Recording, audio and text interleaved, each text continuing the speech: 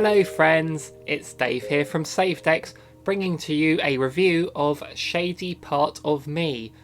What can I say about this game except, look at it. Just look at it. Spoiler alert, this game is amazing, but let's just talk about it more. As I was watching the Game Awards pre-show, they showed off a trailer for this game, and it was then shadow dropped on the eShop. Oh, I get it. Shadow dropped? Because it's about shadows? I decided to take a look at this game while watching the Game Awards. Who won what at the Game Awards? Couldn't tell you, I was just too absorbed in this game to notice. I mean, just look at this game. Look at it! So, what is Shady Part of Me? It's a puzzle platformer in a similar vein to games like Limbo or Typo Man that I've played before, but it does put its own spin on things. You play as a girl, she walks around on a 3D plane, but you also control her shadow, who can move independently to her, and it can move on a 2D plane. The path for the shadow is laid out on the wall, caused by the shadows of objects in the room. The girl can move blocks, adjust lights and so on in order to create a path for her shadow. This reminds me of a game I had on the Wii U called Shadow Puppeteer, which I also thought was a really good game, but this really does take it into another dimension. I mean, just look at it! The most striking thing about this game is its art style. It has an abstract nature to it, and as you traverse through the game, a lot more creative ideas just flow out of this. The levels, or acts as the game calls them, all take the form of dreamscapes, all representing things in the girl's mind such as a toy-based area. And oh look, nice to see Chibi Robo got work now Nintendo seems to have ditched him. These areas aren't just for show, the set pieces do come into play when you are needing to navigate through. Such as the toy train following the girl as she walks past it, it casts a moving shadow for your shadow to cross. Each area ends with a checkpoint for both characters. You need to get both of them there to unlock the next area. I just love how before you unlock the checkpoint, the next area is all sketchy and you just see it fill in with more detail.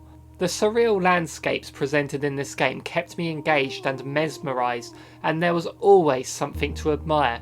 There are even times where your shadow could fall through the bottom of the wall and end up in the floor, but it all felt natural in this world and was a creative way to keep things fresh.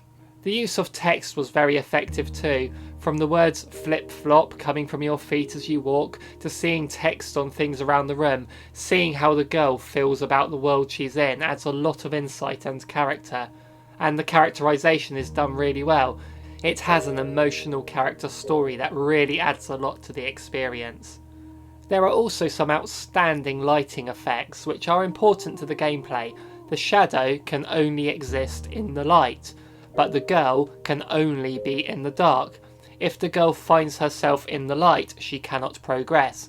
The puzzle element works both ways. Not only must the girl find ways to manipulate the world to create a path for her shadow, but the shadow must also find ways to block out the light on the floor to enable the girl to safely proceed. The controls are very simple: stick or D-pad to move, the shadow can jump, the girl can't. The girl can grab and move objects, the shadow can't. Both of them are able to pull switches though to make exciting things happen. Pressing X will switch your control between the two characters at any time. Given how basic this moveset is, I was surprised at how much they got out of it.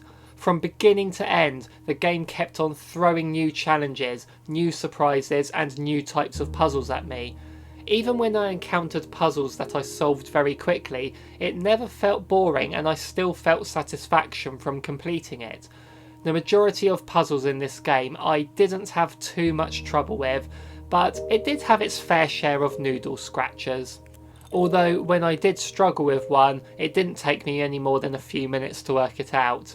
There are times where you have a long way to go for the next checkpoint or interactive area, and you need to bring the girl over there, switch control to the shadow, and then bring that over there, and it does result in watching a long walk twice without much happening. Sadly, this game doesn't feature co-op. This would have been a nice inclusion to streamline moments like this, and it would have been fun solving the puzzles with a friend. There is also a rewind feature. Pressing ZR will reverse time so you can undo any mistakes, either puzzle based or from misjumping. I usually don't like having this feature as it feels a bit cheap to simply cancel out an error, especially when they add it into retro games. They were not designed with that feature in mind. This game, however, was designed with this feature in mind and it works well. Seeing that precision platforming is very scarce in this game, and using it to try out a different tactic with a puzzle is not a bad way to go. I can always ignore it too, I suppose. Overall, the game took me around 6 hours to beat, but along the way there are these birds you can find. Collecting them fills in these puzzles. I found just over a quarter of them on my playthrough, so there is incentive to revisit the stages, which you can freely select at any time. The game has a striking visual style and engaging world. The music creates quite the ambience and complements the world design beautifully. It is interesting to find out more about this character and what she's going through with this journey as she shares dialogue with her shadow. It is a simple game to pick up and get to grips with, and although it didn't pose as much of a challenge as I would have liked, I couldn't help but admire the creativity that has gone into this game, with clearly a lot of care and attention. It is priced at £12.99, but it has a 10% discount until the 24th of December, and it is definitely worth that price. I mean, just look at it! Thank you so much for watching this review. Let me know what you think of this game in the comments below, and while you're down there, hit that like and subscribe to keep up with us in the future. So thank you again for watching. See you in the next one.